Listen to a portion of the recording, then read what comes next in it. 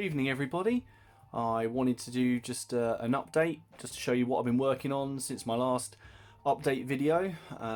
So mainly I've been working on finishing my Wild West Exodus models, and I showed a few of them off in one of my last updates, which was these guys who are called Hex Beasts, which are sort of like zombie bloated. They're not quite living dead, I don't think, but I think by the rules of the game they basically explode when they die. So I showed these guys off before, but they're all finished and dry now. So I've worked on the rest of my faction, and I've got the Absolute Power faction. Now I really enjoyed painting these. There's something just a bit different from doing historicals, so I was able to take my time with these and really like try and do something a bit different. So I actually cracked out my airbrush for the first time in quite a while, so I could get some practice with that, just try and do some interesting shading and effects.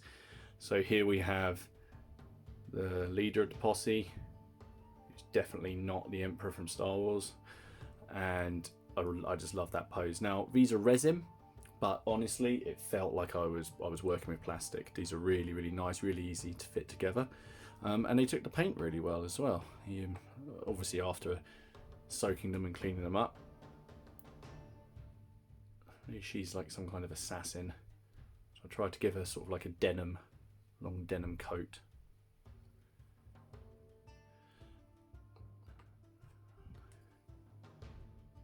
This one's enough. And then the only breakage I had in making all of these was with this knife here, which she's twirling between her fingers. So I replaced the end of it with a British bayonet from my Napoleonics. I don't think you can tell. And possibly my favourite pose in the whole posse, this guy here. How cool is that? So nonchalant. And we have a typical sort of running chap. And then we have a really big Hex Beast called Creature. I've tried to sort of blend him in with the others, so they look like smaller versions of him. And then I've tried to do a little bit of OSL as well. I've tried to keep it so the boils look sore and gloopy. Some sort of little monolith. Wanted to try and make it look a little bit evil, so I thought I'd just add the effects here. And then finally, my favourite model out the lot, and I'm really proud of, is this. Now this model's called Locus, but basically it's like a giant werebear with a double barrel minigun. I'm really pleased with this. Now my friend came up with an idea, which I tried to do, is he looks like a bit like a mutant Winnie the Pooh, so I tried to give him sort of yellow fur and spots of red, and I tried to make the red more like a lacquer armour, so I used some different effects to pull that off. But I'm really pleased with this. This is possibly one of my favourite models that I've ever painted. I've tried to show some muzzle burn on the Gatling guns. What a model, this is awesome. So I really enjoyed painting these. So once lockdown's over and you can start having games again, we're trying this out. So I did have a game at Salute where I bought this lot, and I really enjoyed it there, but that was well over a year ago now, so we'll have to refresh ourselves a little bit. But there's plenty of other stuff I've been working on, so I'll just get these packed away and I'll get those out. Right, next on my list, because I've been running out of various primers and things are a little bit harder to get, I've been working on my late Roman Furion army for Dux Britanniarum by Two Fat Lardies. So I've managed to actually crack on. These are really nice models. They're fairly simple. There we go. Very basic scheme. So what you're looking at here is the majority of my starter force for it. So we have 3 units of levy, 1, 2, 3, and then 2 units of warriors, unit of skirmishers, and then I just need to pick up an elite company. So I've got my eyes on some models with some cloaks and little crests on their helmets. and then a Warlord. But I also, because I love our Furion stuff, I have the Footsore Arthur, but he's packed away at the moment. So this was actually just one pack plus one sprue of the Grip and Beast late Roman infantry, and I've still got about 20 archers that I haven't built. So what I tried to do is to represent the levy. I kept it. They were armoured with just the sort of the cloth, and then I used all the chainmail troops to represent the warriors, so they're better armoured men. Also, for the levy, they're going to have a uniform shield design. There's just another variation on this where the colours are a bit different, so they'll just look like they've been quickly armed. Whereas the warriors, who are sort of professional soldiers, maybe take a bit better care of their kit by giving them individual shields each. So a nice little thing over here. You can see that's how I paint the shields. It makes life a bit easier. So fairly simple, and I'm hoping to have it. As you can see, I've got another unit nearly completed here. I've just got to do the legs and the weapons and the helmets, and then I'll have the majority of that done, and I'll be able to show that off. The next thing up on the painting table as well, just because of sort of getting back into my Napoleonics a bit, especially if you saw the battle report, I have sprayed up and some of my Prussian Landwehr that I picked up a while ago because they were on sale. I got 2 boxes for £7 each of Landwehr. So I really like these guys. Now I'm going to have a little look at these because they look like they're going to be fairly straightforward to paint. So I always intended to do a Prussian division. So when we play multiplayer games, you can have someone in charge of the Prussians.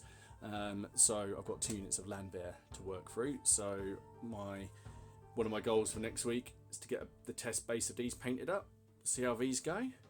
And yes, I had a bit of a delivery as well, so I'll just get out.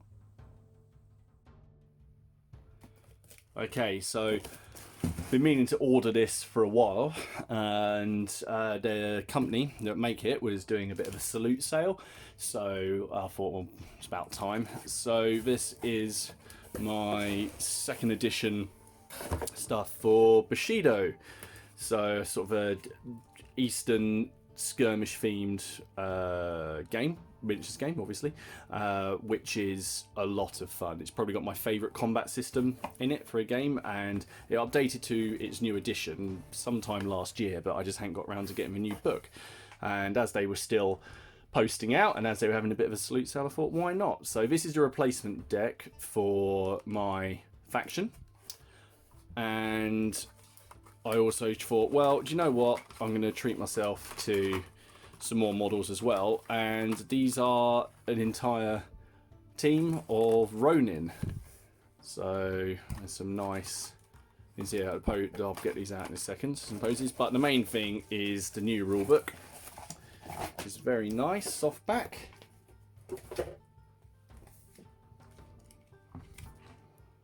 Awesome artwork. So yeah, it takes its nods from not just Japanese, Korean, Chinese mythology.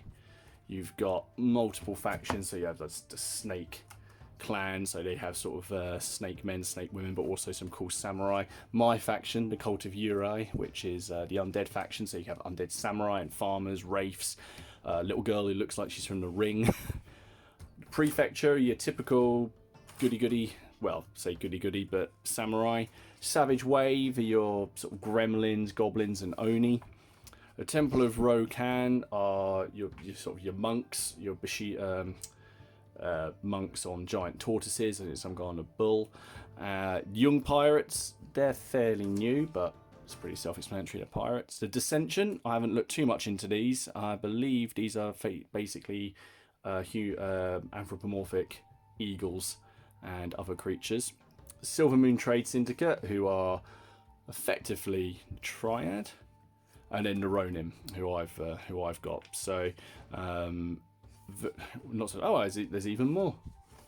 There's quite a lot to look through. So it looks very straightforward. It's about 100 pages long. A lot of it is traits and special rules. The actual rules themselves are fairly straightforward.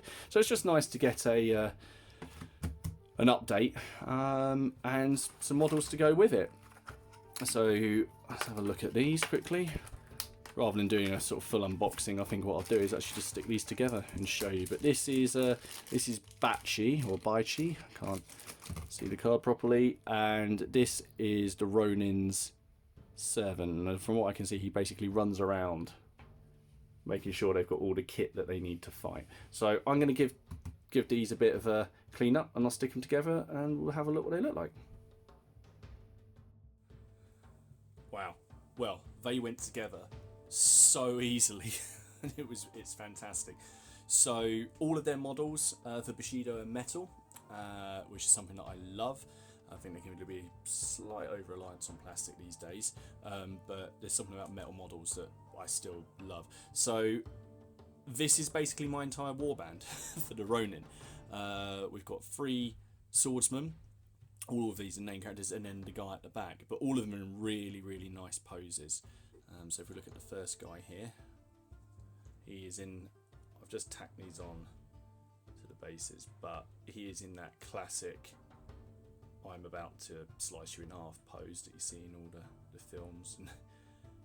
But look at the motion that they've managed to capture. That model is fantastic. Very simple. I've got a really good idea for some colour schemes for these guys. And as you can see, they've modelled the blade. Now that's all single piece, that sword and the arm. So that was a 2-piece model. So the sword and the hands and everything went together perfectly. So I'm very pleased with him. Actually, I'm very pleased with all of them, just so I don't keep saying it. And this guy here in a bit more of an attacking pose.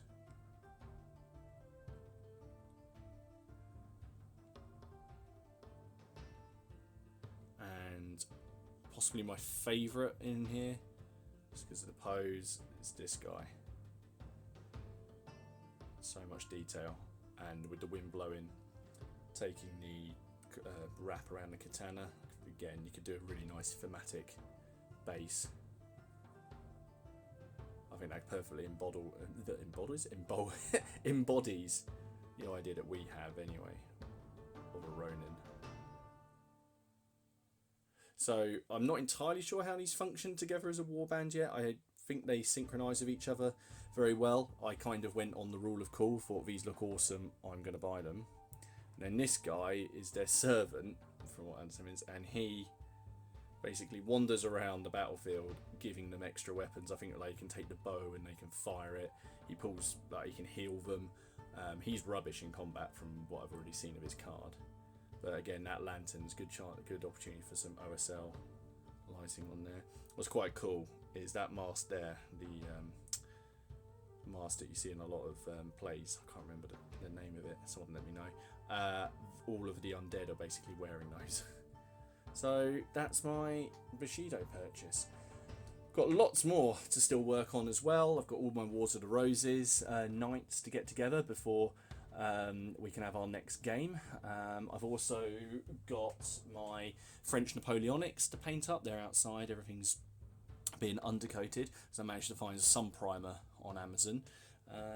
But yeah, overall quite a lot. Having another Black Powder game, which I'm really looking forward to. So there'll be a battle report for that coming out. And yeah, I've got an idea for a few more videos. Keeping up with everyone's videos, it really does help break the days up.